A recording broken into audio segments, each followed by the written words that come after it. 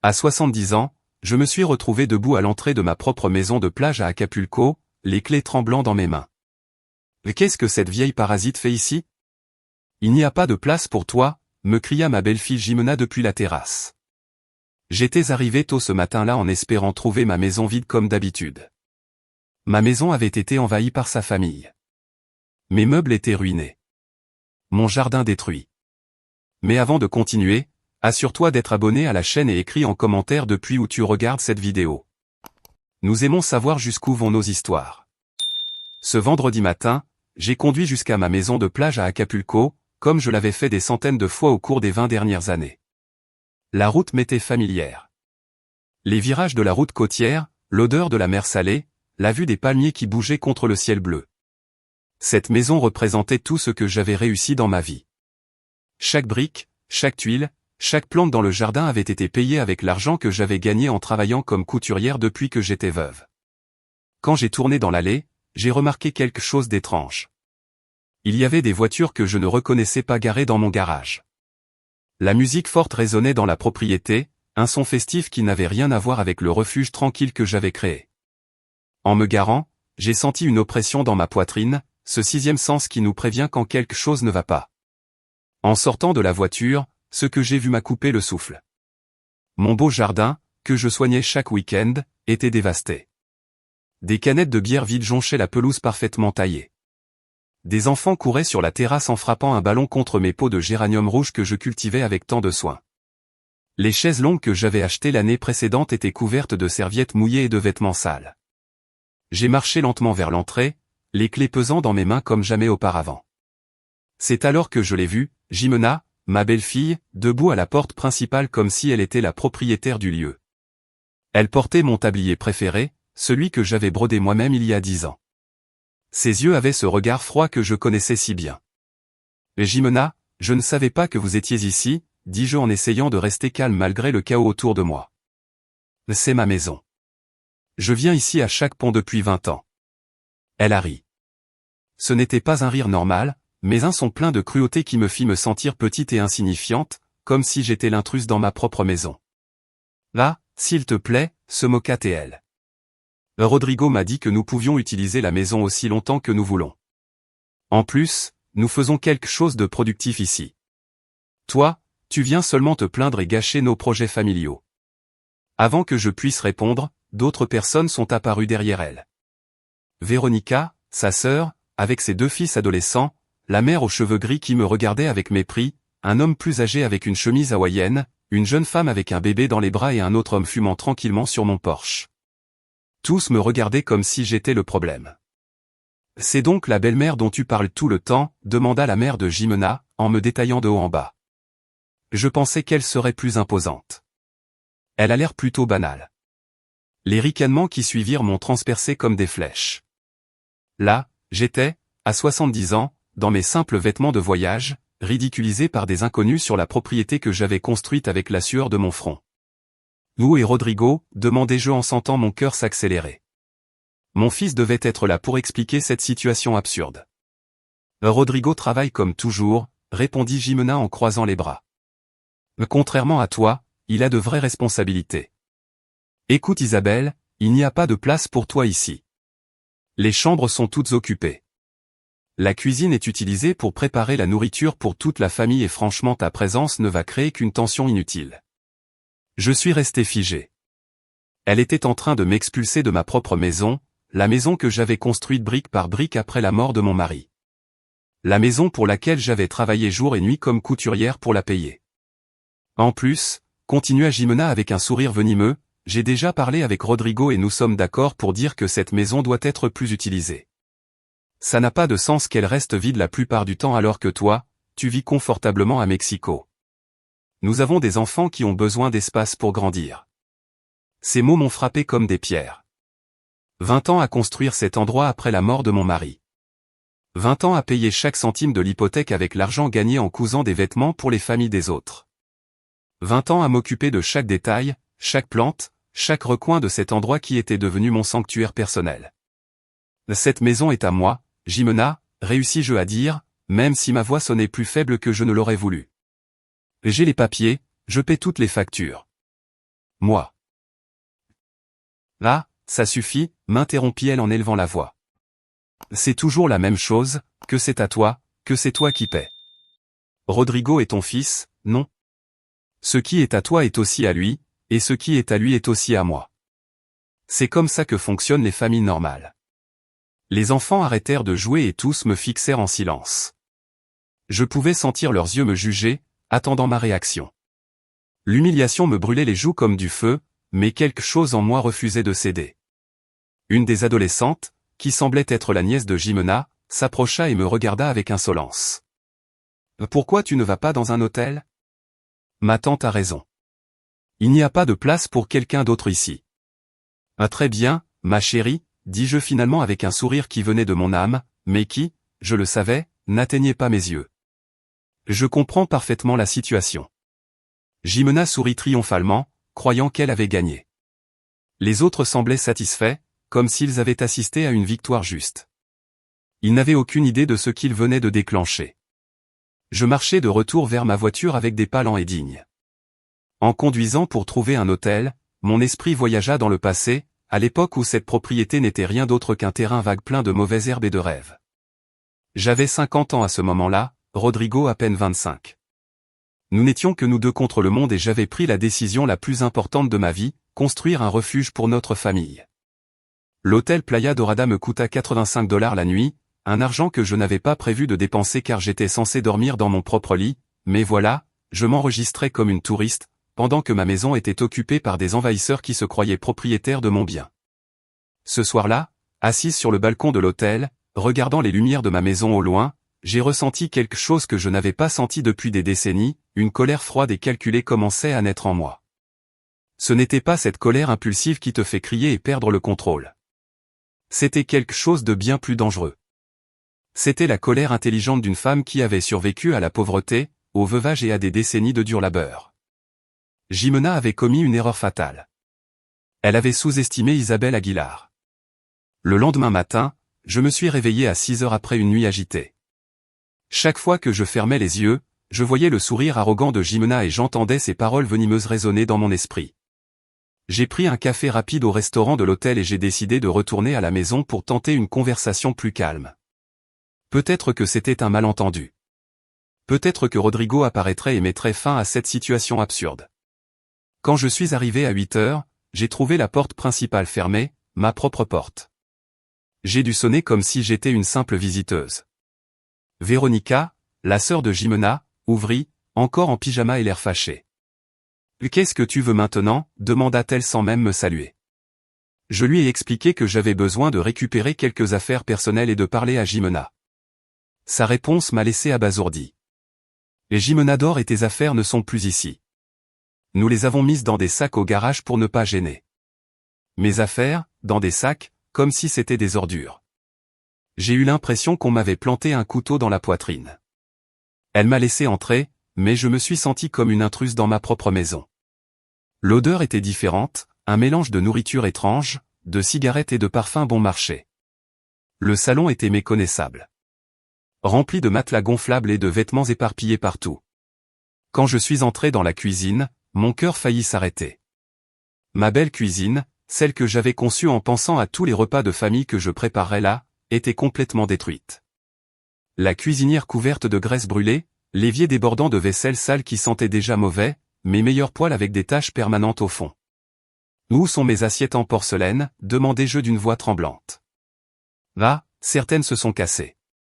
Les enfants jouaient et tu sais comment ils sont. » Et Jimena dit qu'elles étaient déjà très vieilles. De toute façon, mes assiettes en porcelaine, que j'ai achetées une par une pendant des années en économisant pour compléter le service, que je n'utilisais que lors d'occasions spéciales parce que je les traitais comme des trésors, étaient cassées, jetées comme si elles n'avaient aucune valeur. Je suis monté à l'étage vers ma chambre principale, le sanctuaire où j'avais prévu de me reposer. La porte était ouverte et, à l'intérieur, la mère de Jimena rangeait des vêtements dans mon armoire comme si c'était la sienne. « Excusez-moi » dis-je en essayant de garder mon calme. « Ceci est ma chambre. » « Ah, ma fille Jimena m'a tout expliqué. » « Ne vous inquiétez pas. Je prendrai très bien soin des affaires. Regardez, j'ai même organisé vos vêtements dans ces sacs pour qu'ils ne se froissent pas. Mes robes, mes chemisiers, mes chaussures, tous mes vêtements personnels étaient entassés dans des sacs en plastique comme des objets destinés aux dons. 2 garçons inconnus dormaient dans mon lit et mes oreillers préférés étaient par terre, couverts de taches. Alors que j'observais cette scène surréaliste, j'ai remarqué quelque chose qui a attiré mon attention. Mon placard secret, cet espace caché derrière l'armoire principale où je gardais des documents importants et des objets de valeur sentimentale, était entrouvert. Un endroit que personne d'autre que moi ne devrait connaître. Le cœur battant, j'ai attendu que la mère de Jimena sorte un instant de la chambre et je me suis dirigé vers le placard. L'espace avait été complètement forcé. Mes documents étaient en désordre, certains par terre. Les bijoux que j'avais hérités de ma mère avaient disparu. Les titres de propriété de la maison étaient froissés comme si quelqu'un les avait manipulés sans soin. Mais le plus alarmant fut de trouver des papiers qui n'étaient pas les miens, des documents juridiques au nom de Rodrigo et Jimena. Je les ai pris avec des mains tremblantes et j'ai lu rapidement. C'était une demande de changement de propriété. Ils voulaient transférer la maison au nom de Rodrigo, en affirmant que moi, en raison de mon âge avancé et d'un état mental détérioré, je n'étais plus capable de gérer des biens de valeur, état mental détérioré. Moi, la femme qui avait géré ses finances parfaitement pendant 70 ans, qui avait construit une fortune à partir de zéro, qui travaillait encore et gardait son indépendance financière. Ils voulaient me déclarer mentalement incapable pour me voler ma maison. Le papier portait la date de la semaine précédente. Cela confirmait que l'invasion n'avait pas été spontanée, mais faisait partie d'un plan élaboré pour s'emparer de ma propriété en utilisant la loi à leur avantage. Au fond des papiers, j'ai trouvé quelque chose qui m'a glacé jusqu'aux os, une estimation immobilière. Ils avaient évalué ma maison de plage à $0,0000 et il y avait une note manuscrite de l'écriture de Jimena. Avec cet argent nous pouvons acheter un appartement plus grand et envoyer les enfants à l'école privée. Nous avons seulement besoin que R signe les papiers et que la petite vieille ne cause aucun problème. La petite vieille, c'est ainsi qu'il m'appelait dans mon dos, la petite vieille qui ne devrait pas causer de problème pendant qu'il me dépouillait de tout ce que j'avais construit dans la vie. J'ai mis tous les documents dans mon sac comme preuve. Ce n'était pas seulement une invasion familiale, c'était un vol planifié, une fraude élaborée pour me dépouiller du travail de toute ma vie avec mon propre sang comme complice. Je suis descendu les escaliers silencieusement et, en passant par le couloir, j'ai entendu Jimena au téléphone sur la terrasse. Elle parlait fort, sans se soucier d'être discrète. « Non, maman, ne t'inquiète pas. L'avocat dit que c'est très facile. Comme Rodrigo est fils unique, il peut réclamer l'héritage de façon anticipée en raison de l'incapacité de la mère. Et une fois que la maison sera à son nom, nous pourrons en faire ce que nous voulons. Héritage anticipé pour incapacité. Il voulait me déclarer mentalement incapable pour voler mon héritage alors que j'étais encore en vie. Oui, nous avons déjà envoyé les faux papiers médicaux. Nous avons payé $50 à ce médecin de la clinique bon marché pour qu'il signe un rapport disant qu'elle a une démence sénile. Rodrigo ne voulait pas au début, mais je lui ai expliqué que c'est pour le bien des enfants. Faux papiers médicaux, un médecin corrompu, un rapport de démence sénile inventé.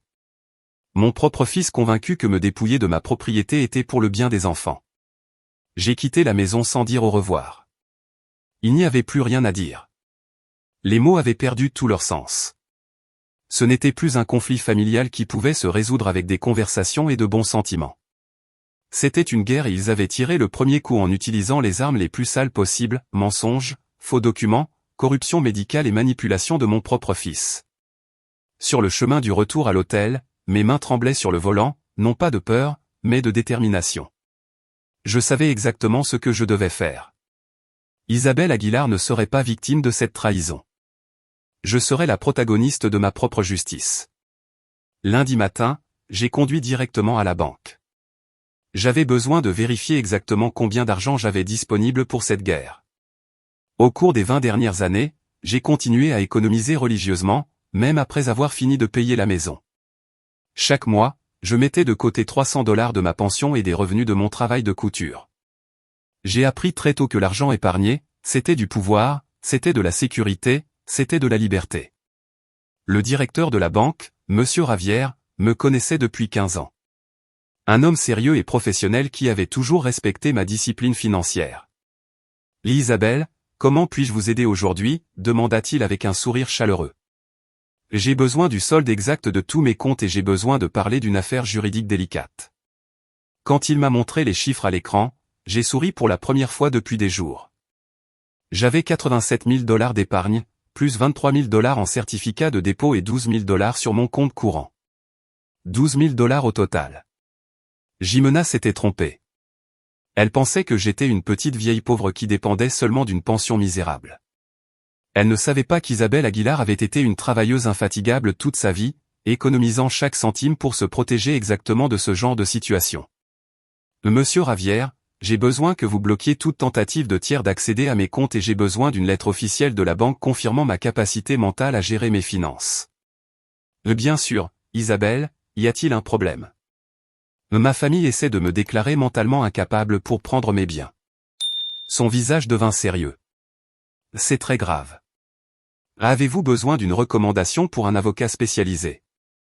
Oui, s'il vous plaît. Il m'a donné le nom et le numéro de téléphone de Thomas Galindo, un avocat spécialisé en droit de la famille et en fraude sur les biens. C'est le meilleur dans ce type d'affaires. Dites-lui que c'est moi qui vous envoie. Je suis sorti de la banque avec une nouvelle énergie qui courait dans mes veines. Ce n'était pas seulement la tranquillité de savoir que j'avais les ressources financières pour me défendre, c'était la clarté mentale d'avoir un plan d'action concret. J'ai appelé Thomas Galindo depuis le parking. La secrétaire m'a donné un rendez-vous pour cet après-midi même. L'avocat peut vous recevoir à 16 heures. C'est urgent, n'est-ce pas? Très urgent. J'ai passé le reste de la matinée à organiser tous les documents que j'avais recueillis, les faux papiers de transfert de propriété, des photos des dégâts dans ma maison, la liste des objets volés et des copies de tous mes titres de propriété légitimes. J'ai aussi imprimé des captures d'écran des réseaux sociaux de Véronica, où elle se vantait de sa nouvelle maison de plage. À 16 heures, j'étais assise dans le bureau élégant de Thomas Galindo. C'était un homme d'âge moyen, aux cheveux grisonnants et aux yeux intelligents qui inspiraient une confiance immédiate. Madame Aguilar, racontez-moi tout depuis le début. N'omettez pas un seul détail. J'ai raconté toute l'histoire. L'invasion de ma maison, les humiliations de Jimena, les documents frauduleux, le faux rapport médical, les bijoux volés, la trahison de Rodrigo, et il prenait des notes détaillées, posant des questions précises qui montraient son expérience dans ce type d'affaires. Avez-vous les documents de propriété originaux? Demanda-t-il en regardant par-dessus ses lunettes. Oui, tous. La maison est à 100% à mon nom. J'ai payé chaque centime de la construction et j'ai tous les reçus des 20 dernières années. Le médecin qui a soi-disant signé le rapport de démence vous a-t-il déjà examiné? Jamais de ma vie. Je ne connais même pas son nom. Excellent. Ceci est une falsification de documents médicaux, un délit fédéral. Avez-vous une documentation des bijoux volés? Oui, pour certains d'entre eux, surtout la montre de mon défunt mari, ils sont assurés pour 3 000. Thomas sourit.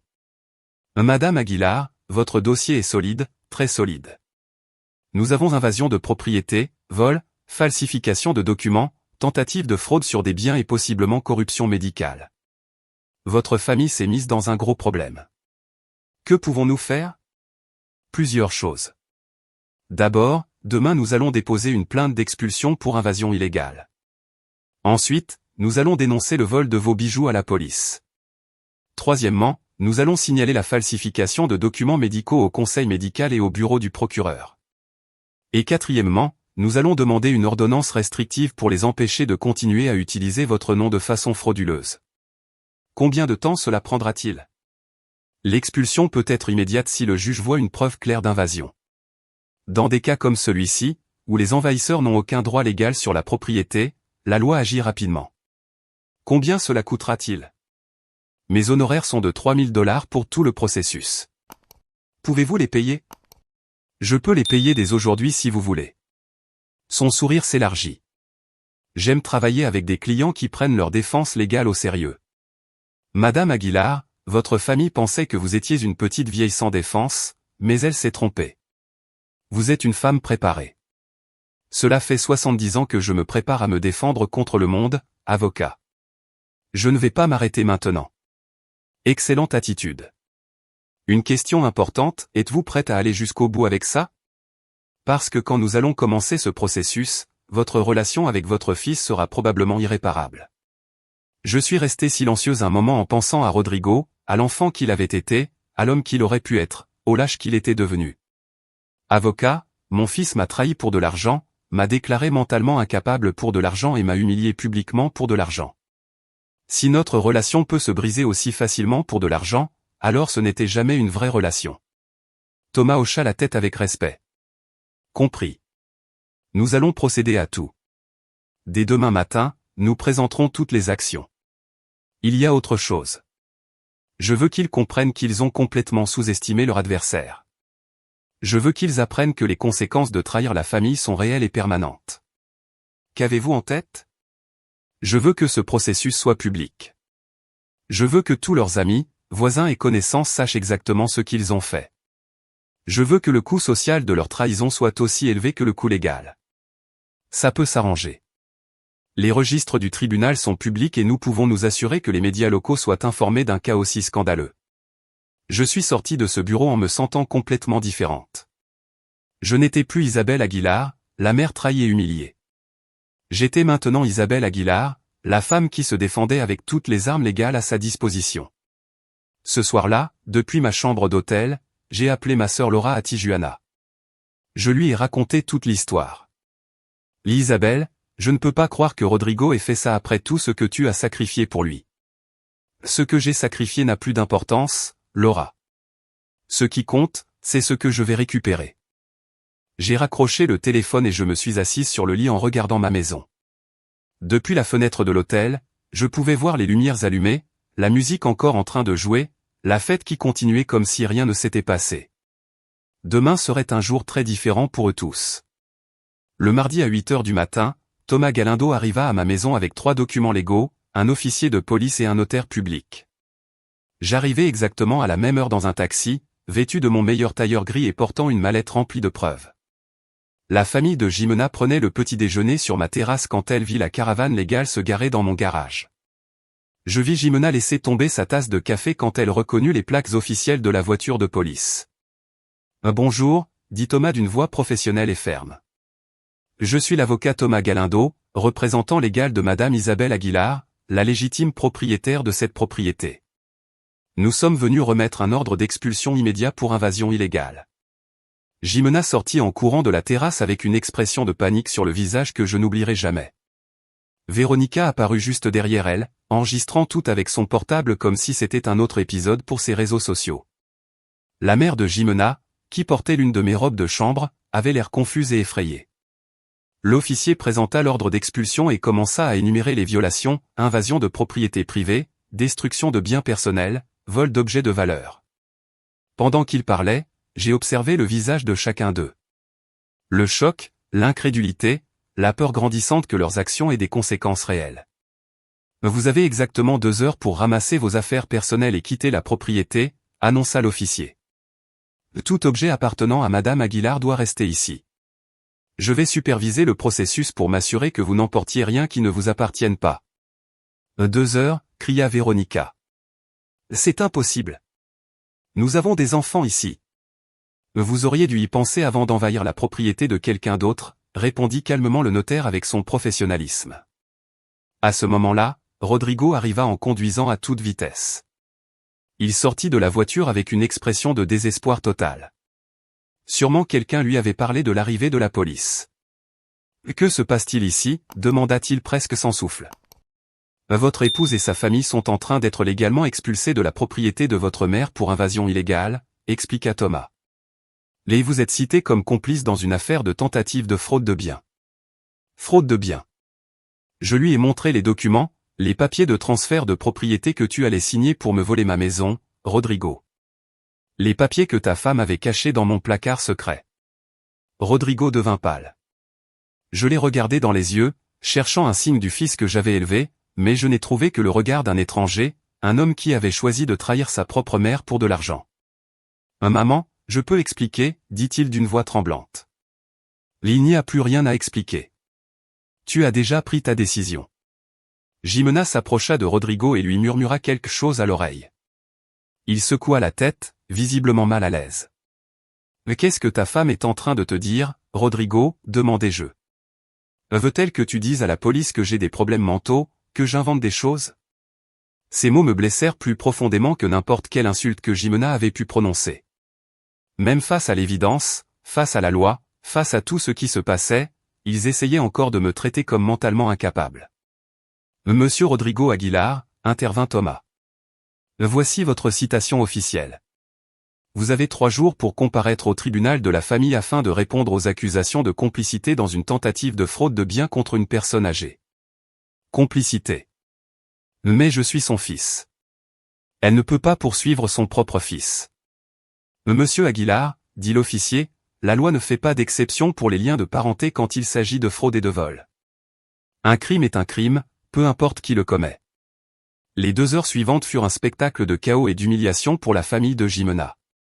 Depuis la terrasse de ma maison retrouvée, je regardais comment l'invasion qu'ils avaient planifiée avec tant de soin s'effondrait complètement. La mère de Jimena fut la première à craquer. Après une demi-heure de pleurs et de cris, elle s'assit sur les escaliers et refusa d'aider à emballer. « C'est ta faute, Jimena » cria-t-elle à sa fille. « Tu m'avais dit que tout était réglé. Tu m'avais dit que la petite vieille avait tout accepté. »« Maman, tais-toi et aide-moi à emballer » répondit Jimena en fourrant désespérément des vêtements dans des sacs en plastique. Les enfants couraient dans la maison en pleurant et criant, sans comprendre pourquoi ils devaient quitter le paradis où ils avaient joué. Un garçon d'environ 8 ans s'approcha de moi avec des yeux rouges et confus. « Madame, pourquoi vous nous chassez ? Nous n'avons rien fait de mal. » Mon cœur se brisa un peu. Les enfants étaient innocents dans toute cette affaire, de simples pions dans le plan de leurs parents. « Je ne vous chasse pas parce que vous avez fait quelque chose de mal, expliquai-je d'une voix douce. Je vous demande de partir parce que cette maison est la mienne et que votre famille est venue ici sans demander ma permission. Mais ma maman a dit que c'était notre maison maintenant. » « Ta maman s'est trompée. » Jimena entendit notre conversation et s'approcha furieuse. « Ne parle pas à mes enfants. Tu n'as pas le droit de les embrouiller encore plus. » « Je ne les embrouille pas. Tu les as embrouillés en les amenant dans une maison qui n'était pas la tienne. Cette maison est à nous.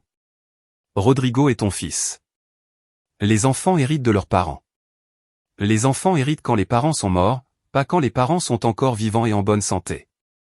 Tu es déjà vieille, pourquoi as-tu besoin d'une maison aussi grande à ton âge ?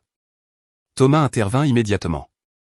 Madame, chaque commentaire que vous faites sur l'âge de ma cliente est documenté comme preuve supplémentaire de discrimination fondée sur l'âge et d'abus psychologiques contre une personne âgée. Jimena se tut instantanément, le visage rouge de colère. Rodrigo avait transporté des valises jusqu'aux voitures en silence complet, évitant mon regard. Quand il ne restait plus que 30 minutes avant l'échéance, il s'est enfin approché. « Maman, nous devons parler. » « Il n'y a plus rien à dire, Rodrigo. Écoute, j'admets que les choses ont dérapé, mais nous pouvons arranger ça. Nous pouvons trouver un accord familial sans impliquer d'avocat ni la police. » « Quel genre d'accord ? » « Vous gardez la maison. Bien sûr, nous acceptons que ce fut une erreur de venir sans prévenir et, en échange, vous retirez toutes les actions et pour les bijoux nous vous rendrons tout ce qui a été emporté par erreur. » « Par erreur. Tu crois vraiment que je vais accepter que voler les bijoux de ma mère était une erreur ? Maman, ce n'était pas un vol, c'était un malentendu. Et le faux rapport médical était aussi un malentendu, et la demande de transfert de propriété pour incapacité mentale, et m'humilier publiquement en m'appelant parasite.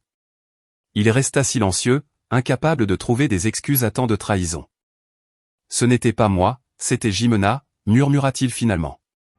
Mais tu étais là. Tu m'as vu être humilié par ta femme dans ma propre maison et tu n'as rien dit. Je ne savais pas quoi dire. Tu savais exactement quoi dire, Rodrigo. Tu savais que tu devais défendre ta mère, mais tu as choisi de rester silencieux pour ne pas contrarier ta femme. Il se désespéra, essayant de trouver une sortie qui n'existait plus. D'accord. Jimena s'est mal comportée. Je l'admets. Que veux-tu que je dise de plus ? Je veux que tu me dises la vérité. Je veux que tu admettes que tu as planifié de voler ma maison en utilisant de faux documents. Je veux que tu admettes que tu m'as trahi pour de l'argent. Je ne t'ai pas trahi pour de l'argent, je l'ai fait pour ma famille. Et moi, je suis quoi ? Rodrigo, je ne suis pas ta famille. Si, tu es ma famille, mais Jimena et les enfants sont maintenant ma responsabilité principale. Alors, ta responsabilité principale maintenant, c'est de voler ta mère. Rodrigo porta les mains à la tête, frustré. Maman, tu ne comprends pas. Nous avons des dépenses énormes. Les enfants ont besoin d'écoles privées, de vêtements, de vacances. La maison de Jimena a besoin de réparation. Je travaille jour et nuit, mais l'argent n'est jamais suffisant. Et c'est pour ça que tu as décidé que je devais payer tes factures avec le travail de toute ma vie. Tu vis seul dans un petit appartement, tu n'as pas besoin d'une maison de plage aussi grande, c'est un gâchis. Voilà. La vérité avait enfin émergé. Rodrigo ne m'avait pas trahi par amour pour sa famille. Il m'avait trahi parce qu'il pensait que je ne méritais pas ce pourquoi j'avais travaillé toute ma vie. Un gâchis, répétai-je lentement, sentant le poids du mot sur ma langue. Maman, je ne voulais pas le dire méchamment. Mes 30 ans de travail jour et nuit sont un gâchis. Ma discipline à économiser chaque centime pour construire cette maison est un gâchis. Mon sacrifice pour t'élever seul après être devenue veuve est un gâchis. Ça suffit, explosa Rodrigo. C'est toujours la même chose avec toi. Toujours me rappeler tout ce que tu as sacrifié. Toujours me faire culpabiliser parce que j'ai ma propre vie. Le silence qui suivit fut absolu. Même Jimena cessa d'emballer pour écouter. Voilà la vérité, dis-je avec un calme qui me surprit. Tu ne m'as pas trahi pour de l'argent, tu m'as trahi parce que mes sacrifices pour toi sont devenus un fardeau psychologique que tu ne pouvais pas supporter. Je n'ai pas dit ça. Tu n'avais pas besoin de le dire. Tu viens de le crier. Rodrigo resta là, respirant fort, le visage rouge de honte et de colère. Tu sais ce qu'il y a de plus triste dans tout ça, mon fils ? Si tu m'avais demandé de l'aide directement, je t'aurais aidé. Si tu m'avais dit que tu avais des problèmes financiers, nous aurions trouvé une solution ensemble. Mais tu as préféré conspirer dans mon dos, m'humilier publiquement et essayer de me voler en utilisant la loi. Pourquoi ? Parce que je savais que tu dirais non. Comment tu le savais si tu ne m'as jamais demandé ? Parce que tu as toujours été très attaché à ton argent, très contrôlante avec le travail de ta vie. Contrôlante. Rodrigo, j'ai payé tes études, j'ai acheté ta première voiture, je t'ai prêté l'argent pour l'apport de ta maison, je t'ai aidé financièrement des dizaines de fois dans ta vie d'adulte. Oui, mais toujours avec des conditions, toujours en me rappelant que c'était ton argent, que c'était ton sacrifice. J'ai finalement tout compris. Rodrigo ne m'avait pas trahi par cupidité, il m'avait trahi par orgueil. Son orgueil d'homme ne supportait plus de dépendre financièrement de sa vieille mère. Tu sais quoi, Rodrigo ? Tu as raison. J'aurais dû te forcer à être plus indépendant quand tu étais plus jeune. J'aurais dû te laisser résoudre tes propres problèmes au lieu de toujours te sauver. Mais il est trop tard pour changer le passé, et maintenant tu auras l'occasion d'être complètement indépendant, parce qu'à partir de maintenant tu résoudras tous tes problèmes financiers sans mon aide. Thomas regarda sa montre. Mesdames et messieurs, il vous reste 10 minutes. L'explosion finale fut chaotique. Jimena hurlant des ordres, les enfants pleurant, Rodrigo portant les dernières valises avec une expression de défaite totale. Quand ils furent enfin tous dans leur voiture, Jimena baissa la vitre et hurla une dernière menace. Ce n'est pas fini, vieille aigrie. Nous allons faire appel. Nous allons prouver que tu es folle. Allez-y, répondis-je calmement. Mon avocat vous attendra. Les voitures partirent en soulevant la poussière dans mon garage. Rodrigo fut le dernier à partir. Il me regarda dans le rétroviseur, mais je lui avais déjà tourné le dos. Thomas s'approcha. « Comment vous sentez-vous, Madame Aguilar ?» Fatigué, répondis-je honnêtement. Mais libre. Libre de devoir prétendre que nous sommes une famille heureuse. Libre de devoir excuser la trahison avec l'amour maternel. Libre de prétendre que tout cela peut s'arranger avec pardon et oubli. L'officier prit congé. Le notaire termina ses documents. Thomas me remit les clés de ma propre maison. Madame Aguilar, votre maison a été officiellement récupérée. Je montai les marches de ma terrasse et je m'assis dans ma chaise préférée. Pour la première fois depuis une semaine, j'étais seul dans ma propre maison, mais l'acte final de cette pièce devait encore venir. Cet après-midi-là, j'ai engagé un service de nettoyage professionnel pour effacer toutes les traces de l'invasion. J'ai payé $300 pour que 5 femmes travaillent toute la journée à frotter chaque surface, laver chaque tâche, réorganiser chaque meuble. Pendant qu'elles nettoyaient, j'ai parcouru la maison en répertoriant les dégâts. Dans le salon, mes beaux coussins brodés avaient été tachés de vin rouge. Dans la salle de bain principale, j'ai découvert que quelqu'un avait renversé de la teinture pour cheveux dans la baignoire en porcelaine, laissant des taches noires qui refusaient de partir même avec des produits forts. Dans la cuisine, 2 de mes poêles françaises étaient brûlées sans possibilité de réparation, et dans mon jardin, la moitié de mes plantes avaient été piétinées à mort. Mais le pire de tout, ce furent les objets personnels disparus pour toujours. En plus des bijoux, j'ai remarqué que mon album photo de famille avait disparu. Celui avec les photos d'enfance de Rodrigo, mes photos avec mon défunt mari, des souvenirs de décennies d'une vie construite avec amour et dévouement. Avait également disparu l'horloge murale que mon père m'avait offerte quand je me suis marié, un objet sans grande valeur financière, mais d'une immense valeur sentimentale. Une semaine après l'expulsion, ma maison avait retrouvé sa paix d'origine. Les odeurs étranges avaient disparu, les taches étaient parties. Mes meubles étaient revenus à leur place correcte, mais je savais que certaines choses ne reviendraient jamais à la normale. La trahison laisse des cicatrices invisibles que le temps ne parvient pas à effacer complètement. C'est ce vendredi-là que Thomas m'a appelé avec des nouvelles qui m'ont fait sourire pour la première fois depuis des semaines. Madame Aguilar, j'ai des mises à jour importantes. Le médecin qui a signé le faux rapport de démence a été suspendu par le conseil médical. L'enquête a révélé qu'il avait signé au moins 12 rapports similaires en échange d'argent. Je suis restée silencieuse, absorbant l'information. Combien d'autres familles avaient essayé de dépouiller leurs aînés en utilisant les services de ce médecin corrompu? Et les conséquences juridiques pour Rodrigo et Jimena? Demandai-je. C'est la meilleure partie. Le procureur a décidé d'engager des poursuites pénales pour fraude de biens et conspiration. Ce n'est plus seulement une affaire civile, c'est une affaire pénale. Maintenant, qu'est-ce que cela signifie exactement? Cela signifie qu'ils peuvent faire de la prison s'ils sont reconnus coupables. Et cela signifie aussi que tous les frais juridiques qu'ils ont dû payer ont été énormes. Je n'ai pas ressenti de joie avec ces nouvelles, seulement une profonde sensation que la justice était en train d'être faite. Je ne voulais pas voir mon fils en prison, mais je ne pouvais pas non plus permettre qu'il échappe aux conséquences de ses actes. Ce même après-midi, j'ai reçu un appel inattendu. C'était Véronica, la sœur de Jimena, qui pleurait au téléphone. « Isabelle, s'il vous plaît, nous devons parler. » Jimena est désespérée. Rodrigo a déjà dépensé plus de 15 000 $ en avocat et les procès ne sont même pas encore terminés. Et qu'est-ce que cela a à voir avec moi? Nous voulons nous excuser, nous voulons arranger les choses. Tu veux arranger les choses ou tu as besoin que je retire les actions parce que vous n'avez plus d'argent?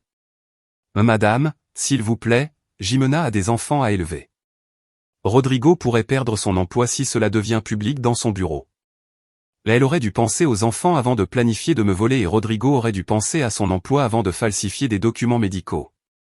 Mais vous avez déjà récupéré votre maison, vous avez déjà gagné. Pourquoi continuer à nous punir? Parce que récupérer ma maison n'efface pas l'humiliation, ne rend pas les bijoux volés, n'élimine pas le dommage psychologique d'avoir été trahi par mon propre fils. Nous pouvons rendre les bijoux. Ils sont chez ma mère. Les bijoux que nous avons pris par erreur. Les bijoux que vous avez accidentellement volés pendant la confusion du déménagement. Madame, s'il vous plaît. Véronica, dis à ta sœur que si elle veut me parler, elle peut venir ici personnellement et apporter tous les bijoux volés. J'ai raccroché le téléphone en ressentant un étrange mélange de satisfaction et de tristesse. La satisfaction venait de voir que le plan qu'ils avaient conçu pour me détruire s'effondrait complètement. La tristesse venait de savoir que ma relation avec Rodrigo était probablement terminée pour toujours. 2 jours plus tard, Jimena est apparue à ma porte. Elle est venue seule, sans Rodrigo, avec un sac à la main et les yeux gonflés d'avoir trop pleuré. Isabelle, je suis venu rendre vos affaires et demander pardon. Je l'ai laissée entrer. Elle s'est assise dans mon salon comme une enfant grondée, posa le sac sur la table et commença à sortir mes bijoux un par un. Voici les boucles d'oreilles en perles. Voici la montre en or. Voici les pièces d'argent et voici le collier que moi aussi, enfin, que nous aussi, nous avons pris par erreur. Par erreur, répétai-je, laissant le sarcasme évident dans ma voix. Madame, la vérité, c'est que je les ai prises, mais ce n'était pas pour les voler, c'était pour les vendre. Nous avions urgemment besoin d'argent. Nous avons beaucoup de dettes. Rodrigo a perdu de l'argent dans de mauvais investissements l'année dernière. Nous sommes en retard sur notre hypothèque. Nos cartes de crédit sont au maximum et les enfants ont besoin d'école. Et pour ça vous avez décidé de me voler. Jimena se mit à pleurer. Pas ces fausses larmes de manipulation que j'avais déjà vues, mais un vrai sanglot, celui de quelqu'un qui comprenait enfin la gravité de ses actes. Isabelle, j'admets que je me suis mal comporté. Très mal, mais j'étais désespéré quand Rodrigo m'a dit que vous aviez cette belle maison et que vous ne l'utilisiez presque jamais. J'ai pensé. Tu as pensé que tu pouvais me la prendre sans demander. Je n'ai jamais voulu vous la prendre, seulement l'utiliser quand vous n'étiez pas là. Et puis, quand nous avons vu combien c'était cher de maintenir 2 maisons, nous avons pensé qu'il serait peut-être mieux que la maison soit officiellement à Rodrigo pour éviter des problèmes légaux à l'avenir. Et des problèmes légaux? Vous avez créé les problèmes légaux en falsifiant des documents médicaux. C'était l'idée de cet avocat bon marché que nous avons consulté. Il nous a dit que c'était la façon la plus rapide de transférer une propriété entre membres de la famille. Je suis resté silencieuse un moment, absorbant le niveau d'ignorance et de naïveté qu'ils avaient montré. Ils avaient ruiné leur vie financière et légale parce qu'ils avaient suivi le conseil d'un avocat corrompu de bas étage. Nous et Rodrigo, demandai-je. Il n'a pas voulu venir. Il dit que vous n'êtes plus sa mère. Ces mots firent plus mal que je ne l'imaginais, mais ils confirmèrent aussi que j'avais pris la bonne décision. Il dit que je ne suis plus sa mère. Oui. Il dit qu'une vraie mère ne poursuivrait pas son propre fils, que vous avez choisi l'argent au lieu de la famille. Et toi, qu'en penses-tu, Jimena? Je crois que nous avons commencé tout ça, mais je crois aussi que vous êtes allé trop loin. Nous aurions pu tout régler en famille sans avocat ni police. Comment aurions-nous pu le régler en famille si tu ne m'as jamais dit la vérité? Si tu m'as menti, trompé et que tu as planifié de me voler dans mon dos? Mais nous sommes une famille. Les familles pardonnent. Les familles se respectent, Jimena. Et toi, tu m'as manqué de respect de toutes les façons possibles. Jimena se leva pour partir. Alors, il n'y a aucun moyen d'arranger ça. La façon d'arranger ça, c'était de ne pas l'avoir fait dès le départ. Après son départ, je me suis assise sur ma terrasse en regardant le coucher de soleil sur la mer. Les vagues frappaient la côte avec leur rythme éternel, indifférentes aux drames humains qui se jouaient sur terre.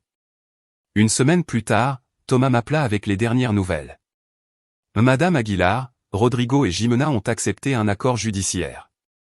Ils vont payer une amende de 25 000 $. Chacun fera 200 heures de service communautaire et sera en liberté conditionnelle pendant 2 ans. Pas de prison. Non, mais ils auront un casier judiciaire permanent et le faux rapport médical a été officiellement annulé. Votre capacité mentale est entièrement reconnue légalement. Et les frais d'avocat. Ils ont déjà dépensé plus de 30 000 $ en défense. Entre les amendes et les frais légaux, ça leur a coûté plus de 50 000 $ d'avoir essayé de vous voler votre maison. Presque la moitié de la valeur de ma maison quand je l'ai construite. Ils avaient perdu plus d'argent en essayant de me voler que ce qu'ils auraient gagné s'ils y étaient arrivés.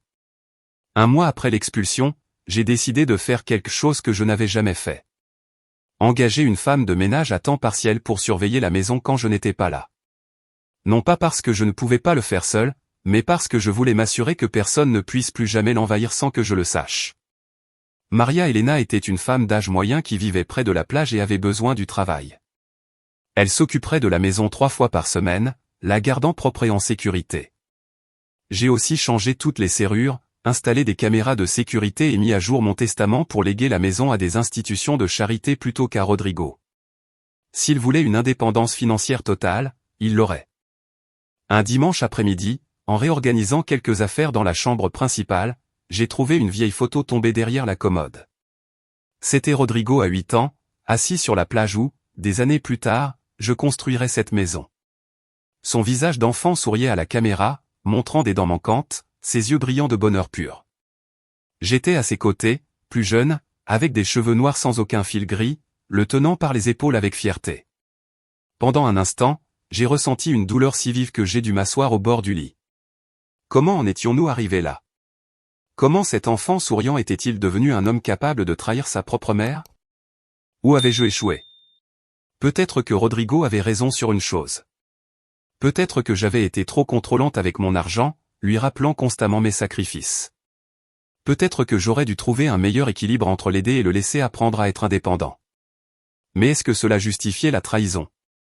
Est-ce que cela justifiait de falsifier des documents médicaux? Est-ce que cela justifiait d'essayer de me voler? Non, rien ne justifiait cela. Nos erreurs en tant que parents peuvent expliquer certaines choses, mais elles n'absousent pas nos enfants de leur responsabilité morale en tant qu'adultes. Rodrigo n'était plus cet enfant de 8 ans. C'était un homme de 45 ans qui avait pris des décisions conscientes et qui devait maintenant vivre avec les conséquences. J'ai rangé la photo dans un tiroir. Ces souvenirs appartenaient au passé et moi, j'avais besoin de regarder vers l'avenir. 6 mois plus tard, j'ai reçu une lettre de Rodrigo. Une lettre, pas un appel. Il n'avait même pas eu le courage de me parler directement. Maman, j'espère que vous allez bien. Les enfants demandent après vous. Jimena et moi avons appris notre leçon. Peut-être qu'un jour nous pourrons redevenir une famille. Je n'ai pas répondu à la lettre. Les vraies familles ne se trahissent pas pour de l'argent. Les vraies familles n'humilient pas leurs aînés. Les vraies familles ne planifient pas des vols en utilisant de faux documents. Rodrigo avait décidé que l'argent était plus important que sa mère. J'avais décidé que ma dignité était plus importante que le pardon automatique. Au printemps suivant, j'ai décidé de passer un mois entier dans la maison de plage. C'était la première fois que je restais aussi longtemps là-bas depuis l'incident. J'ai invité ma sœur Laura à passer 2 semaines avec moi. Ensemble, nous avons planté de nouvelles fleurs dans le jardin, nous avons cuisiné des plats de notre enfance et nous avons parlé pendant des heures sur le porche en regardant la mer. « Il te manque ?» m'a demandé Laura un soir pendant que nous buvions du thé. « Tous les jours », ai-je répondu honnêtement. « Mais ce qui me manque le plus, c'est le fils que je pensais avoir, pas l'homme qu'il a montré être. » « Tu crois que tu le pardonneras un jour ? » Peut-être. Mais pardonner ne veut pas dire oublier ou faire semblant que rien ne s'est passé. Ça veut dire accepter ce qui s'est passé et continuer d'avancer. Et pour l'instant, avancer veut dire garder nos distances. Pour mon 71e anniversaire, j'ai reçu une carte de Véronica. À l'intérieur, il y avait une photo des enfants et une note disant qu'il me manquait. J'ai été surprise. De toutes les personnes, je n'aurais jamais attendu un geste de gentillesse de sa part. Peut-être qu'elle aussi avait appris une leçon avec tout ça. J'ai envoyé des cadeaux aux enfants à Noël, mais pas à Rodrigo ni à Jimena. Les enfants n'étaient pas responsables des actions de leurs parents. Ils méritaient de savoir qu'ils avaient encore une grand-mère qui les aimait, même de loin. J'ai commencé à participer à un groupe de soutien pour personnes âgées à Mexico. Là, j'ai découvert que mon histoire, malheureusement, n'était pas unique. Beaucoup d'autres personnes âgées avaient fait face à des situations similaires avec leur famille. Certaines avaient tout perdu parce qu'elles n'avaient pas eu le courage ou les ressources pour se battre. D'autres, comme moi, avaient trouvé la force de défendre ce qui leur appartenait de droit. Une femme appelée Dolores m'a raconté que son fils avait vendu sa maison pendant qu'elle était à l'hôpital, en disant qu'elle ne rentrerait plus. Quand elle a guéri, elle a découvert qu'elle n'avait plus où vivre. Une autre femme, Carmen, a raconté que ses 3 enfants avaient vidé ses comptes bancaires pendant qu'elle luttait contre le cancer, la laissant sans argent pour les traitements. Leurs histoires m'ont fait comprendre que ce qui m'est arrivé n'était pas seulement un drame familial isolé, mais faisait partie d'un problème social plus grand, le manque de respect et l'exploitation des personnes âgées, souvent par leur propre famille. J'ai décidé d'utiliser mon expérience pour aider d'autres personnes dans la même situation. J'ai commencé à donner des conférences sur les droits des personnes âgées dans des centres communautaires. J'ai partagé mon histoire et j'ai appris aux autres à se protéger légalement. Je suis aussi devenu bénévole sur une ligne d'aide pour personnes âgées victimes d'abus familial. Chaque fois que j'arrivais à aider quelqu'un à défendre ses droits, je sentais que la douleur que j'avais vécue prenait un nouveau sens. 1 an après l'incident, j'ai appris par Laura que Rodrigo et Jimena avaient divorcé. Apparemment, la pression financière et le scandale social avaient été trop forts pour leur mariage. Je n'ai pas ressenti de joie en l'apprenant, seulement une profonde tristesse pour toutes les vies affectées par des choix si mauvais. Un samedi après-midi, pendant que j'arrosais les plantes dans le jardin de ma maison de plage, une voiture inconnue s'est garée dans l'allée.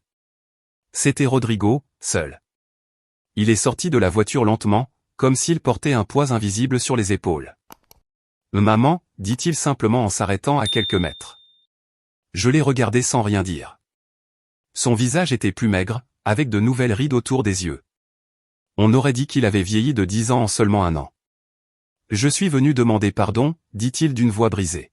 « Pas parce que j'ai besoin d'argent ou d'aide, pas parce que je veux quelque chose de toi, mais parce que j'ai enfin compris ce que j'ai fait. » Je suis restée silencieuse, le laissant parler.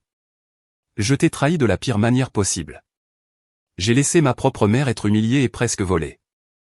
J'ai signé de faux papiers. Je suis resté silencieux quand j'aurais dû te défendre. Il n'y a pas d'excuse pour ce que j'ai fait. Il a avancé d'un pas, mais a gardé une distance respectueuse.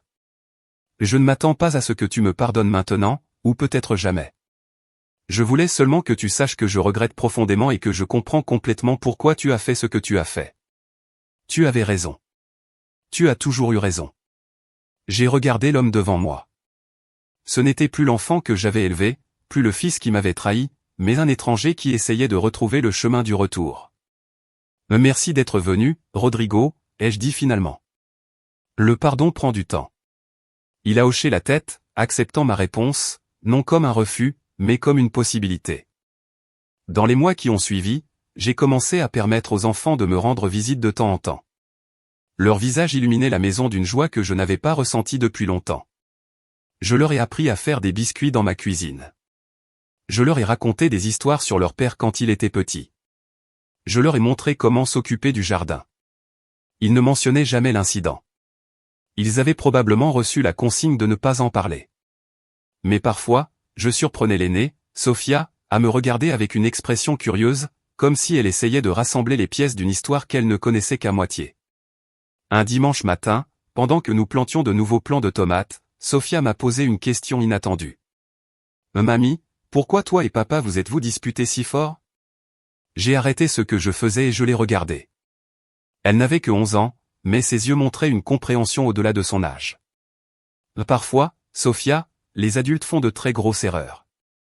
Ton père et ta mère ont fait certaines erreurs avec moi, et ça m'a fait très mal. Quel genre d'erreur ? J'ai réfléchi à la meilleure façon de répondre. Je ne voulais pas abîmer sa relation avec ses parents, mais je ne voulais pas mentir non plus. Ils ont essayé de prendre quelque chose qui était à moi sans demander la permission, quelque chose de très important pour moi. Cette maison. Oui, cette maison. Elle a continué à creuser un petit trou pour le plant de tomates, en traitant l'information. Maman dit que tu as été très cruel avec eux. Je les ai fait faire face aux conséquences de leurs erreurs. Certains peuvent voir ça comme de la cruauté. Moi, je vois ça comme de la justice. Sofia a planté le plant avec soin, en pressant la terre autour avec ses petites mains. Je crois que je comprends, dit-elle finalement. C'est comme quand je prends les affaires de ma sœur sans demander et qu'elle le dit à maman. Je me fâche contre elle parce qu'elle l'a dit, mais en réalité, c'est de ma faute parce que j'ai pris ses affaires. J'ai souri, admirant la simplicité et la profondeur de sa compréhension. Exactement comme ça, ma chérie. Exactement comme ça. Ce soir-là, après le départ des enfants, je me suis assise sur la terrasse pour contempler le coucher du soleil sur la mer. J'ai pensé à tout ce qui avait changé au cours des 2 dernières années. J'ai pensé à la trahison, à la douleur, au combat, à la victoire et finalement à la lente reconstruction qui se produisait. Le pardon n'est pas arrivé d'un coup, comme une grande révélation ou un moment dramatique. Il est venu petit à petit, dans de petits moments de connexion, dans des conversations honnêtes, dans des silences partagés. Ce n'était pas un pardon qui efface le passé ou fait semblant que rien ne s'est passé. C'était un pardon qui reconnaissait la blessure, mais qui choisissait de ne pas laisser cette blessure définir l'avenir. Rodrigo ne sera jamais le fils parfait que j'avais imaginé. Je ne serai jamais la mère parfaite qu'il aurait peut-être voulu. Nous étions 2 personnes imparfaites, unies par le sang et par des décennies d'histoire partagée, essayant de trouver un nouveau chemin à travers les ruines de l'ancien. À 72 ans, j'ai appris que la vie suit rarement le scénario que nous avons prévu. Les personnes que nous aimons nous déçoivent. La confiance se brise, les rêves s'effondrent. Mais j'ai aussi appris que notre capacité à reconstruire à partir des cendres est bien plus grande que ce que nous imaginons. Ma maison de plage reste comme un symbole de cette vérité. Elle a été construite avec détermination quand tout le monde me disait qu'une couturière veuve ne pourrait pas réaliser un tel rêve. Elle a été défendue avec courage quand ceux qui auraient dû la protéger ont essayé de la prendre. Et maintenant, elle devient un lieu de guérison où les vieilles blessures commencent lentement à cicatriser. Isabelle Aguilar, la petite vieille qu'il pensait pouvoir tromper facilement, s'est révélée être la plus forte de tous. Pas parce qu'elle n'est jamais tombée, mais parce qu'elle a toujours trouvé la force de se relever. Pas parce qu'elle n'a jamais eu peur, mais parce qu'elle a agi malgré la peur. Pas parce qu'elle n'a jamais été blessée, mais parce qu'elle n'a pas permis à ses blessures de la définir. Ceci est mon histoire, une histoire de trahison et de perte, oui, mais aussi de dignité et de force. Une histoire que j'espère inspirera d'autres personnes âgées à défendre ce qui leur appartient de droit. Une histoire qui rappelle à tous que l'âge ne nous rend pas fragiles ou jetables, mais sages et résilients. Et la maison que j'ai construite avec tant d'amour et de sacrifice, tient toujours debout. Forte et fière sur la côte d'Acapulco, sa terrasse face à l'océan infini, tout comme moi. Maintenant, si cette histoire t'a plu, clique sur cette prochaine vidéo qui apparaît à l'écran, car dedans se trouve une histoire de trahison et de revanche comme tu n'en as jamais vu.